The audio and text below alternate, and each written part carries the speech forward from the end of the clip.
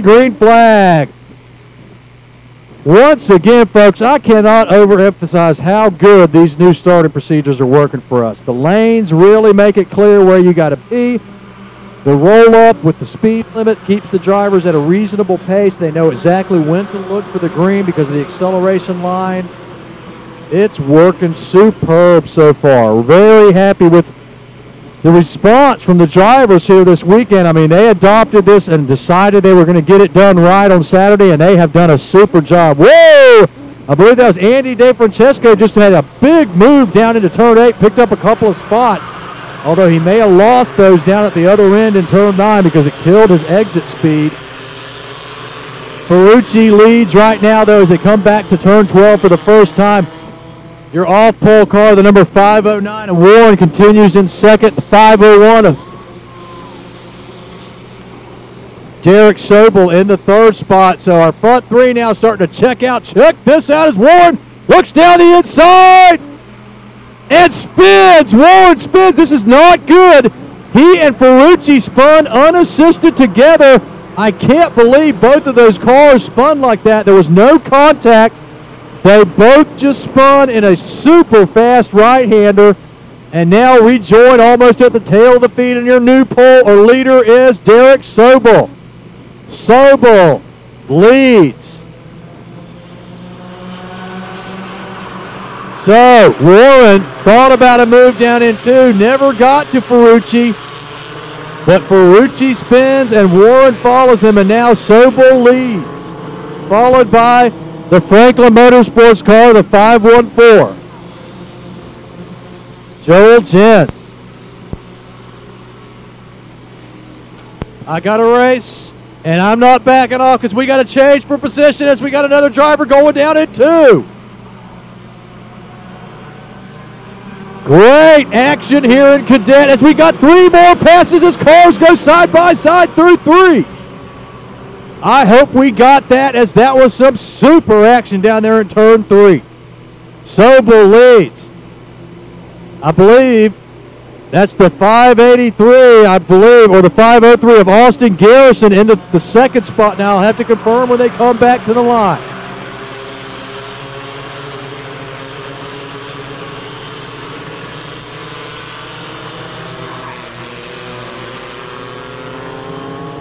And that is the 503 in second, followed by the 507. So that's Austin Garrison and Jimmy Cabrera. Garrison out of Florida on the PDB team in second, and then the Dominican driver Jimmy Cabrera in the third spot, and they're pulling away. Again, I want to emphasize Cabrera has been doing development work with that new CRG Cadet with John Navoso and the factory technicians that are here from CRG, and it seems to be working out as that kid is bringing that car to the front. Out front, a perennial favorite in the top cart. Then Garrison, the 503, is in a Gillard chassis. Front 3 now starting to separate a little bit. We got a good battle a little further back. We got a Cosmic, that's the 502, followed by the 514 and the 508. That's Ashley Ruggiero in the 4th spot. Now listen to this. Ashley Ruggiero, running in 4th, started 14th. So Ruggiero moving up big time in this field, starting 14th, running really strong. Okay, so I understand, yep, timing feed's down on our live, but it's being rebooted. You'll have that back in just a minute. No changes in the top 5. Actually, the top 6.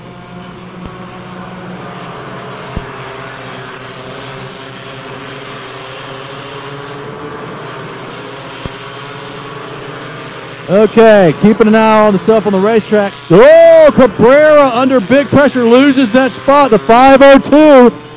That is crazy. Ashley Ruggiero now into 3rd. The young lady started 14th and now has gotten by Cabrera into the 3rd spot. Big pressure, though, from Cabrera and the Franklin driver, Joel Jens. Okay, I got a question. The starting process. Well, it's a CIK championship procedure. If we got a question on the blog about the starting procedures and how they're new. Ashley Ruggiero making a big mistake down here in 8. She's able to hang on to the spot so far, but man, we have got a huge battle for 2nd, 3rd, 4th, 5th. Ruggiero bunny hopping all the way down the straightaways. Okay, looks like things are going to settle down a little bit. I'll try to answer that question about the starting procedures. The Winter Tour at the February rounds adopted the CIK Championship starting procedures. And what that means is as we're watching Ruggiero trying to go by for 2nd, I'm going to keep my eyes on that.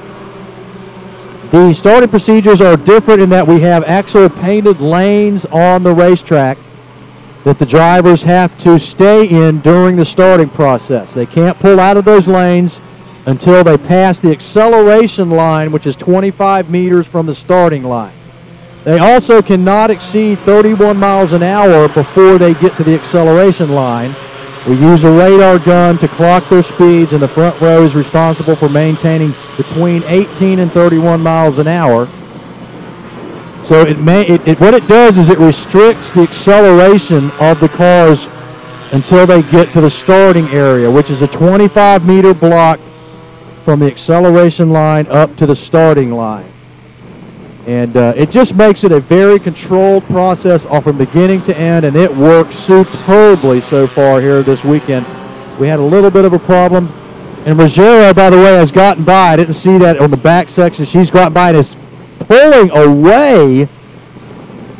I mean, ladies and gentlemen, this is almost unbelievable because Miss Ruggiero, who started 14th, is now reeling in the leader, Derek Sobel, rapidly. As the young lady started 14th, now runs 2nd, and is reeling in our leader very rapidly. So that's the starting procedures. Again, if you want to see them in writing, you can go to the Florida Winter Tour website in the road tax supplemental regulations. That's the clearest place right now to view those.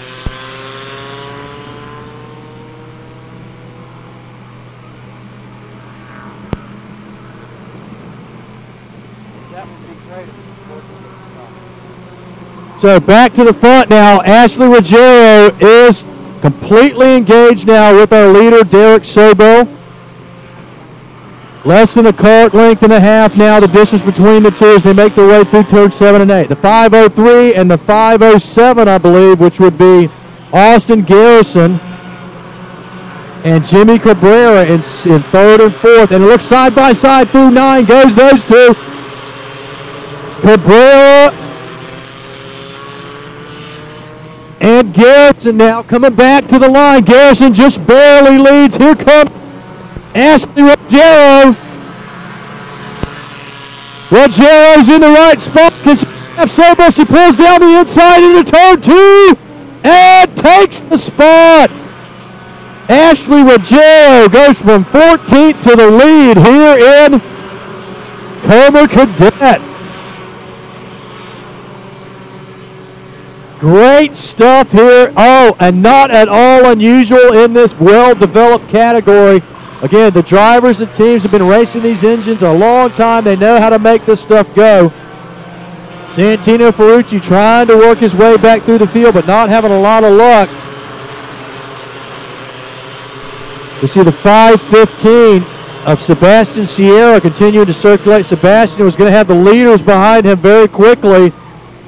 Ashley Ruggiero with 2 to go now. 2 to go for the young lady as she makes her way through turn 1.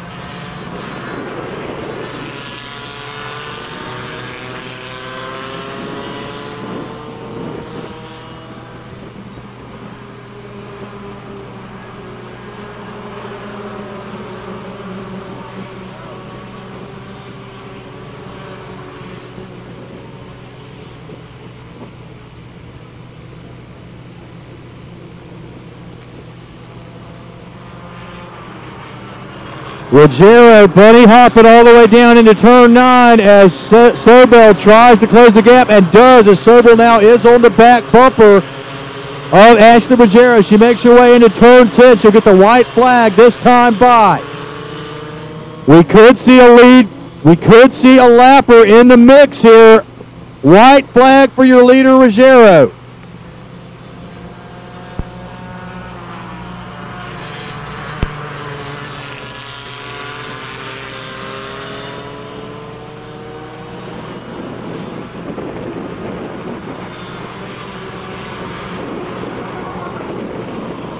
Ruggiero opening up the gap now. Santino Ferrucci making big progress through this field here in the last couple of laps. Ferrucci once again picking up more spots. Ruggiero leads out of 8. The lapper could play a factor in the last 2 corners of this race. So far, so good. It looks like we may clear it without any interaction between the lapper and the leader. It's going to be close at the line, though. Ruggiero comes right up on the lapper now through the final corner. Cabrera in second, Jens in third, and then a 3-way battle for the 4th spot. Too close to call. Too close to call. We see our timings back up, so that is definitely not the current result, though. Ashley Ruggiero pulls off what I would have thought would never happen. Started 14th and took the win. Yeah, he goes, his helmet goes right there. Hey, turn around, buddy. Big smile. Big smile. Hey, Jimmy, can I shake your hand? Can I shake your hand? All right, man. Congratulations. I know he wants that. He don't want to shake my hand. Okay. Started last. You know, I kept saying, surely this can't happen in cadet. This can't happen in cadet. But it did happen in cadet. From the back to the front, the 502 out of Florida, Ashley Ruggiero.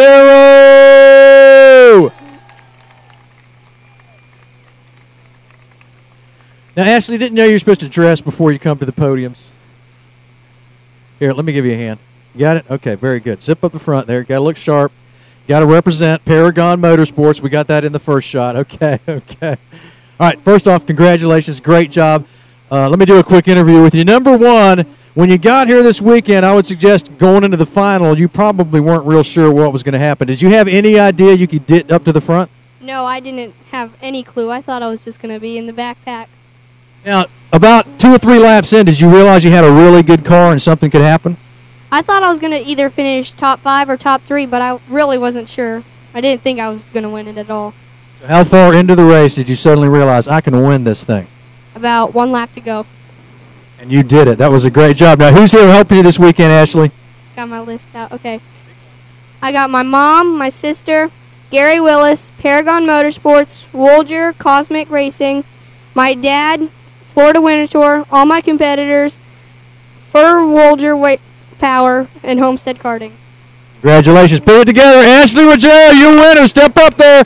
Young lady coming from the back. I don't know if I've ever seen that happen in Comer.